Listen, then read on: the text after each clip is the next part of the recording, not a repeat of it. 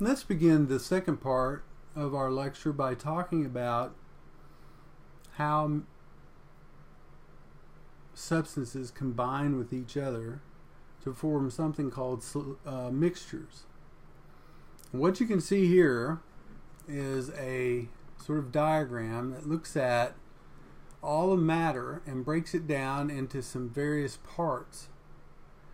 And you ask a series of questions. First of all, does it have a constant property or composition? That is it the same throughout? If the answer is yes, then it's a pure substance. If the answer is no, then it's a mixture. If it's a mixture, then you ask, is it uniform, throughout? If it's no, then it's called a heterogeneous mixture. And something like a suspension or various other forms of heterogeneous mixtures. If it does have a uniform, if it is uniform throughout, then it's called a homogeneous mixture. And solutions are an example of a homogeneous mixture. Over here on the pure substance side, if it can be chemically simplified, then it's a compound, and if it cannot be simplified any farther, then it's an element. So a solution is a process where one substance is dissolved or mixed within another substance, and that mixture is uniform throughout. The substance that is being dissolved is called the solute, and the substance that's doing the dissolving is called the solvent. Now, we are very much used to solutions being a solid that is dissolved within a liquid. So the solute is a solid like sodium chloride, salt, and the solvent is a liquid like water. So you put salt within water, you mix it around, the salt disappears.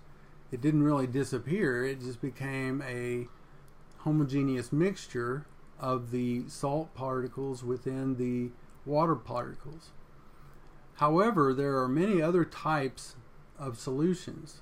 A gas can be dissolved in a solvent like water, and you get things like Perrier water, which will bubble when you open it. That's because there's gas dissolved within the water. You can also dissolve one liquid within another liquid. And so there are actually 9 possible combinations. And we will talk about more examples of this in chemistry class. Now let's talk some more about physical changes. When we talk about physical changes, we're talking about the measure of how much solute moves within that solvent.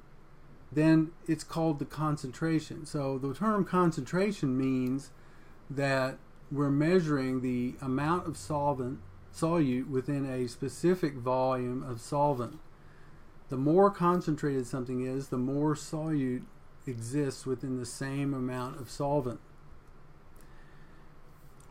Diffusion, which is a concentration-based phenomenon, if you recall when we talked about this, is the random motion of molecules from an area of high concentration to an area of low concentration.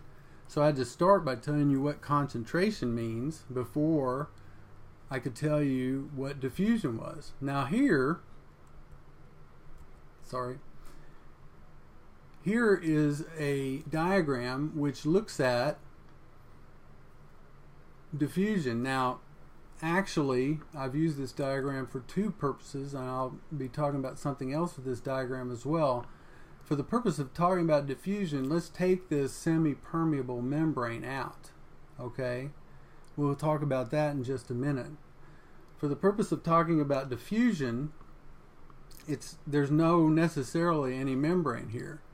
But here you have a lot of solute within a specific amount of solvent. So this is high concentration. And here you don't have very much solute. Pretend that each of these red dots represents of solute. So you have 4 over here and you have a whole bunch over here. So the concentration over here is much higher than the concentration here. And in the process of diffusion, over time, the concentration equalizes between the two sides. But remember, with diffusion, there's no barrier. Okay? I'm using the same diagram to talk about this as I am to talk about the next concept, which is osmosis.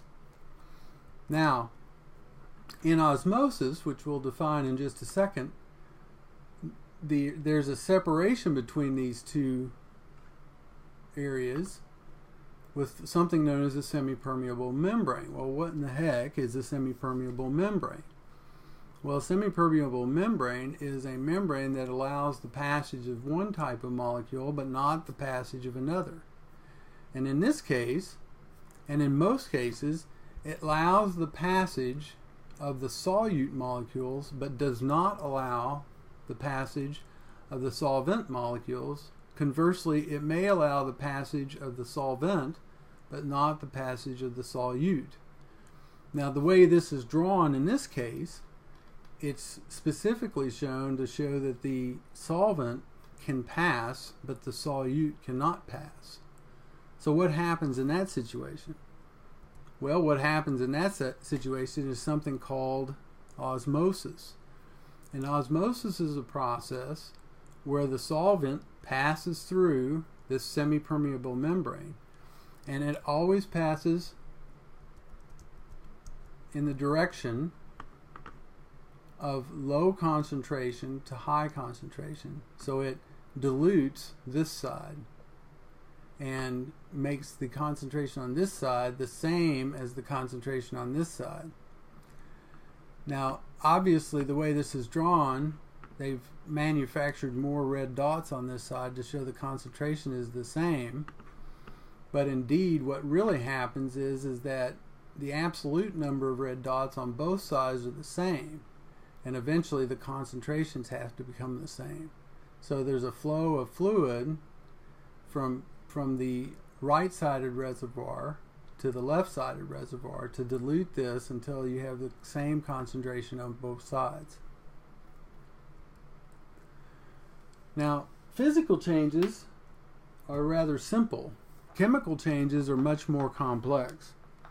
When we talk about chemical changes, we're specifically talking about something called a chemical reaction. When a chemical reaction occurs, two or more elements or atoms, or two or more atoms or molecules come together and they bind with each other and exchange partners, if you will. And what you can see here is we have two hydrogen atoms linked to each other, two oxygen atoms linked to each other, two hydrogen atoms linked to each other here. And what happens is two of these link to one of these and form this. And two of these link to the other one of these and form this one, this molecule. So you have three molecules here, each of which has two atoms in it, and you end up with two molecules, each of which have three atoms. Now, there's a conservation on both sides of this arrow of the atoms on both sides. So there are two oxygen atoms on this side and two oxygen atoms on this side, and there are a total of 4 hydrogen atoms on this side and 4 on this side. And that has to be true. And that, I think in your book mentions this, it's termed balancing the equation. And there has to be a balance in the mass between one side and the other side. This side, the left side of the reaction, the molecules on the left side are called the reactants. And they represent what occurs before the chemical reaction occurs. On the right side are the products, and they're what you have after the chemical reaction occurs. Now, what's extremely important to remember about a chemical change is that the properties of the reactants are generally entirely and completely independent and different than the properties of the products. H2O is water. Water is a liquid in room air, and it has certain properties. It boils at 100 degrees centigrade. It is a polar liquid that dissolves other polar molecules. And here you have water. Now, hydrogen is a gas at room air that's flammable. Oxygen is a gas at room air that we use to help us live. Now, we can't breathe water, but we can breathe oxygen. So the properties, it's important to remember that once a chemical change has occurred, the properties are totally different. And this chemical reaction is something that happens all the time within our bodies and within the bodies of all animals and plants. Photosynthesis is another example of a reaction that occurs in plants. And here is the chemical equation for photosynthesis. This is a shorthand representation for the chemical reaction that we call photosynthesis. And what this means is you have 6 molecules of carbon dioxide, and there are 6 of them. They unite with 6 water molecules to form a single molecule of glucose and 6 oxygen molecules. And what you notice, there are 6 carbons here and 6 carbons here, because 6 times 1 is 6. There are 12 oxygens here plus another 6 oxygens here for a total of 18 oxygens. 6 times 2 is 12 plus 6 is 18. And then 12 hydrogens. 6 times 2 is 12. And 12 hydrogens. And so it's balanced on both sides. And in order for this to occur, you got to have the sun's energy, and you got to have something else. And that something else is known, and sometimes it's written right here, but in this case I didn't write it, as a catalyst. Now, a catalyst is something that generally speeds, it says alters the speed of a reaction, implying that it can either speed it up or slow it down, but in fact, in almost all cases, a catalyst speeds up the reaction and causes the reaction to go more quickly. And in the case of photosynthesis, that catalyst is a compound known as chlorophyll, which is a light-sensitive green. It's a green in color compound. It absorbs, or it reacts to the energy from light and allows for this reaction to move forward and for the plant to produce glucose. And this is why plants are fundamentally producers in our ecology in the earth. Now let's move on to something called organic chemistry. First of all, what is organic chemistry? Organic chemistry, or an organic molecule, is any molecule that contains carbon. Now it has to contain carbon. Okay, there's all of our life reactions, all of our life chemistry, biochemistry, and all of those things are based around carbon. And why is that? Well, the reason that is that carbon has 4 electrons that fly around on the outside, and those 4 electrons are available to form reactions with 4 other atoms. And because of that diversity and ability to bind with so many other things, carbon reacts with a lot of different things. And organic molecules are those molecules that contain carbon along with any combination of the other atoms that I mentioned here: hydrogen, oxygen, nitrogen, sulfur, and or phosphorus.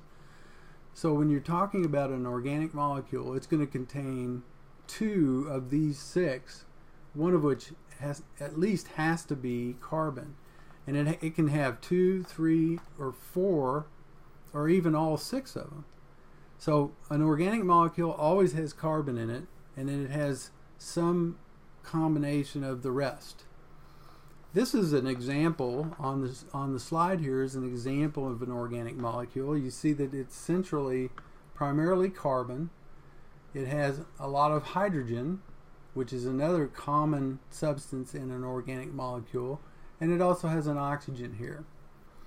You'll notice there's 4 bonds for the 4 electrons I was talking about, And in each case, those 4 bonds are loaded with various substances or atoms.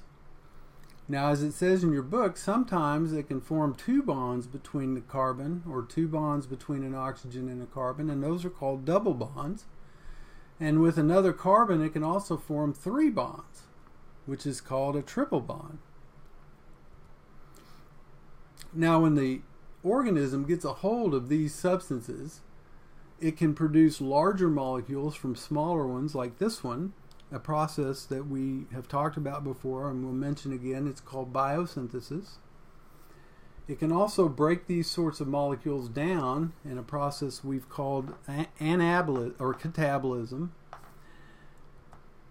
And this kind of molecule ultimately goes to form something called a carbohydrate. Now, a carbohydrate, carbo stands for carbon, hydrate stands for water. So it's generally a molecule that is made up of those 3 elements: carbon, hydrogen, and oxygen. Carbon, hydrogen, and oxygen. Now, in the diversity of life, there's an enormous number of molecules that you can put together with those 3 elements, with those 3 foundational substances. So let's just take a look at some of those now. First of all, you need to understand that sometimes you can have something, and now every point of crossing here is a carbon, by the way, in this diagram. So you have one situation, there's 3 carbons, there's 7 hydrogens out here, and then there's an OH here. Here you have the same 3 carbons, 7 hydrogens, and an OH up here, and then you have 2 carbons on this side and another one on this side, so that's again 3. Then there's 8 hydrogens and an oxygen here. So if you're writing a chemical formula for these 3, it would have the same chemical formula, all 3 of these, but obviously they have a different structure, and that's called a isomer. An isomer are 2 or more molecules that have the same chemical formula but different structural formulas. And these are all examples of structural formulas. A structural formula is a representation that shows the types, carbon, hydrogen, and oxygen, and the number of each, as well as the orientation of those atoms to each other. Now, a chemical formula just tells you the number, types of atoms. But the structural formula also adds how they're put together. And what you see here are 3 molecules, all of which have the same chemical formula, but different structural formulas, all of which are totally different molecules, and therefore are called isomers. Now, there are several terms within the carbohydrate that are commonly used. And with this slide, we're going to wrap up our discussion for this part of the lecture. But you'll notice here that there's actually 2 ways you can put this together. Here you have 1, 2, 3, 4, 5, 6. Remember that glucose had 6 carbons. It had 1, 2, 3, 4, 5, 6 oxygens. And if you count them, there are 12 hydrogens. And so this is a linear or long chain structure of glucose. But glucose can actually also put itself together as a 5-carbon ring with an oxygen here and then a carbon off this way. And the difference between things like fructose and glucose is how this ring forms, because they have the same linear or long chain structure. Now, these are all examples of a monosaccharide. And a monosaccharide is a simple carbohydrate that has 3 to 10 carbons. And in the case of ones that we know about, or ones that we're used to talking about, they almost always have 6 carbons. So here we have glucose. The one on the slide is an example of glucose. Another 6 carbon is called fructose. In a second, we'll be talking about something called deoxyribose, which is a 5 carbon carbohydrate. And these are all examples of monosaccharides. Now, if you put two monosaccharides together, you get what's known as a disaccharide. A carbohydrate that's made up of two monosaccharides together is a disaccharide. And the one disaccharide that virtually everybody knows about is lactose. Lactose is also known as milk sugar. It's what's in milk that makes it taste the way it does. It's also what's in milk that causes people that have lactase deficiency to get sick at their stomach when they drink milk. Sucrose, or table sugar, is another disaccharide. The third is something called polysaccharide, and a polysaccharide is a carbohydrate that has more than two monosaccharides. Generally, polysaccharides have long strings of monosaccharides linked together. When we use the term starch, what we're actually talking about is a long string of monosaccharides linked together. So I'll wrap this up at this point. This is part 2 of the lecture, and I'll come back and finish the discussion in part 3.